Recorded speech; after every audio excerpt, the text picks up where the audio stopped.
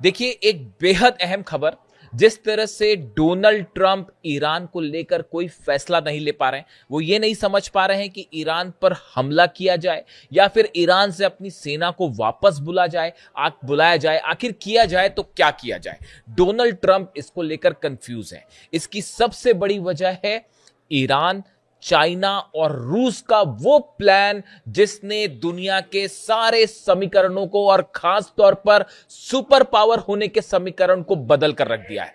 आज अगर आप वर्तमान हालात में बात करें तो जो कॉन्सेप्ट था कि अमेरिका सुपर पावर है और अमेरिका के राष्ट्रपति दुनिया के सबसे शक्तिशाली एक राजनेता है, ये सारे कॉन्सेप्ट, ये सारे विचारों को ईरान ने पूरी तरह से ध्वस्त कर दिया है। आज देखिए, हकीकत यह है कि ईरान न सिर्फ मिडिल ईस्ट का, देखिए ये जो जंग हुई, इस जंग ने जो बातें साबित की हैं, आज ईरान मिडिल ईस्ट का सुपर पावर कहलाया जाने लगा है। और इतना ही नहीं, कई एक्सपर्ट से मान के चल रहे हैं, कई आर्थिक विशेषज्ञ ये मान के चल रहे हैं कि अगर ईरान पर लगे हुए प्रतिबंधों को हटा दिया जाए तो आने वाले चंद सालों के अंदर ईरान हर मामले में अमेरिका को बराबरी पे आके खड़ा हो जाएगा और अमेरिका को हर मामले में कड़ी टक्कर देने लगेगा। देखिए, आप डिफेंस की बात करें, चाहे मिसाइल्स की बात करें, ईरान की मिसाइल्स का जो जलवा है वो पूरी दुनिया ने देख लिया। वो आप इजराइल में जिस तरह से हमले हुए, अमेरिका के जिस तरह से बेस तबाह हो गए, ईरान की मिसाइल्स का कोई मुकाबला नहीं है, खास तौर पर मिडिल ईस्ट को लेकर। साथ ही साथ आईसीबीएम्स बन रही हैं। ये मान के चल रहे हैं कई एक्सपर्ट कि अगर फिर से जंग होती है तो इस बार 6 से 7 हजार किलोमीटर वाली रेंज की मिसाइल्स देखने को मिल जाएगी। यानी मिसाइल्स के मामले में उसकी एक्यूरेसी, उसके लॉन्ग डिस्टेंस के मामले में जो है वो ईरान ने अपनी सुप्रीमेसी साबित कर दी है। अगर आप ड्रोन्स की बात करें, जो एक लो कॉस्ट वॉरफेयर होता है कि कैसे कम कीमत पर ड्रोन्स बना के दुश्मन को हराया जाए, अटैक किया जाए, उस मामले में तो ईरान ने एक नई इबारत खड़ी कर दी है, एक नई रेड लाइन बना दी है कि अब इसको पार करना बड़ा मुश्किल।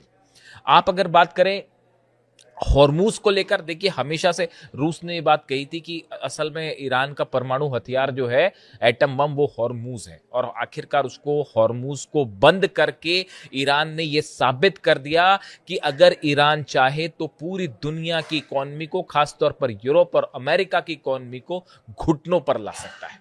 यानी हॉर्मूज खुलवाने में पूरा यूरोप, अमेरिका, इजराइल सब नाकाम साबित हुए और ईरान ने बात साबित कर दी कि हॉर्मूज एक ऐसा हथियार है जिसके जरिए वो पूरे दुनिया को, बड़े से बड़े दुश्मन को जो है वो झुका सकता है। आप अगर बात करें इजराइल की, कुछ समय पहले तक यह माना जाता था कि इजराइल एक ऐसा देश है जो एक साथ कई देशों पर हमला करता है और कई देश जो है, कई देशों पर भारी पड़ता है। इस मिथ को, इजराइल के इस मिथ को पूरी तरह से तहस नहस कर दिया है ईरान ने।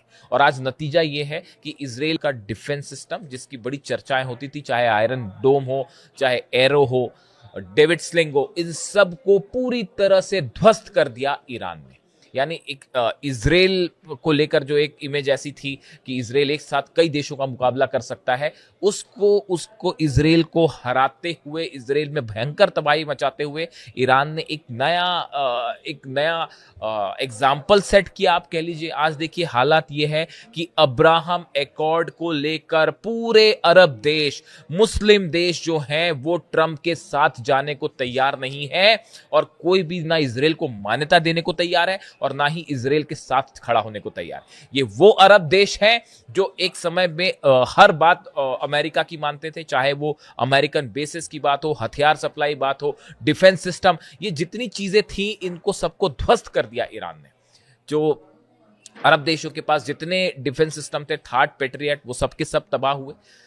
नहीं रोक पाए ईरान के हमलों को, अमेरिका के बेसिस तबाह हुए। हर अरब देश ये सोचने पर मजबूर है कि जब अमेरिका हमारी रक्षा नहीं कर सकता, ऐसी सूरत में उस डिफेंस सिस्टम्स का, उस जो समझौते हुए, इसके मायने क्या है। देखिए, चाहे यूएई हो, चाहे सऊदी हो, चाहे बहरीन हो, चाहे कतर हो, हर जगह ऐसा कोई बेस नहीं अमेरिका को जो हिट नहीं किया ईरान ने, जिसे तबाह नहीं किया। इन सूरत में अब इस पूरे मामले में कि डोनाल्ड ट्रंप आगे क्या करेंगे, इसमें एक बेहद बेहद अहम एंट्री हो गई है चीन और रूस की। देखिए, बताया जा रहा है कि शायद चीन और रूस की तरफ से भी इस बात को लेकर सहमति है कि ईरान अपना यूरेनियम किसी सूरत में किसी को ना दे। इस बात की इंडिकेशन है। देखिए, रूस की तरफ से प्रस्ताव रखा था कि हम आपका यूरेनियम अगर आप हमें भेजते हैं तो हम उसको ले जाने के लिए तैयार हैं। ईरान उसके लिए तैयार नहीं है। इसी तरह की खबरें चीन को लेकर आई, लेकिन इसको लेकर भी कोई इस तरह की बात नहीं है। और इसी बीच मुस्तफा खामनेई साहब ने ये बात का ऐलान कर दिया कि जो यूरेनियम है वो ईरान के बाहर नहीं जाएगा। ऐसी सूरत में यूरेनियम के मुद्दे पर डोनाल्ड ट्रंप अब फंस चुके हैं। अगर हमला करते हैं तो पूरा अरब जलेगा, पूरा मिडिल ईस्ट जलेगा। अपने अगर जहाज वापस लेके आते हैं तो हार के ऊपर मुहर लग जाएगी। इस सूरत में अब सवाल यह है कि डोनाल्ड ट्रंप का अगला कदम क्या और ईरान का अगला कदम क्या।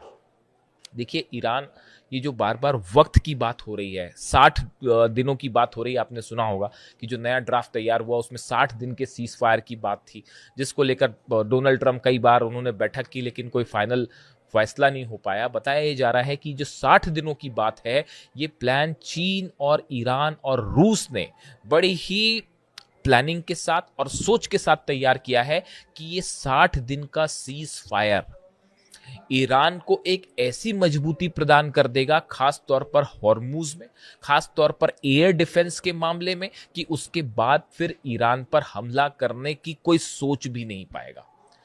ये 60 दिनों में न सिर्फ हॉर्मूज को लेकर अपनी मजबूती होगी ईरान की, बल्कि जो नुकसान हुआ जंग के दौरान उसमें बड़ी संख्या में मिसाइल्स खर्च हुई। हालांकि मिसाइल प्रोडक्शन तेजी से चल रहा है, लेकिन बताया जाता है कि ये 60 दिन के टाइम में ईरान एक इतनी तेजी के साथ अपनी डिफेंस मिसाइल खास तौर पर तैयार करेगा कि अमेरिका के जेट्स अगर हमला करने आते हैं तो अगली बार, इस बार तो शायद 40-42 जेट गिरे, अगली बार इससे बड़ा नुकसान हो सकता है।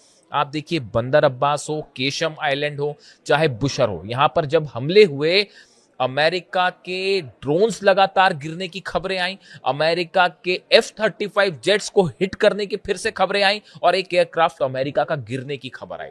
आप देखिए, ये डिफेंस के मामले में जो ईरान ने तेजी से अपने आप को सेल्फ रिलायंट किया। देखिए, इंफ्रारेड जो टेक्निक है उसका इस्तेमाल कर ही रहा है ईरान, जिसमें जो नॉर्मल रडार्स होते हैं, इसमें मैं अलग से एक बार बात कर दूंगा कि जो रडार्स होते हैं, नॉर्मल रडार्स, इससे हटकर कैसे इंफ्रारेड तकनीक के जरिए जो है वो दुश्मन के जहाजों को हिट किया जाए, ये तकनीक डेवलप कर ली है ईरान ने, और जो बेहद कारगर साबित हो रही है और जिससे अमेरिका और इजराइल के जेट्स को बड़ी चुनौती मिलने जा रही है।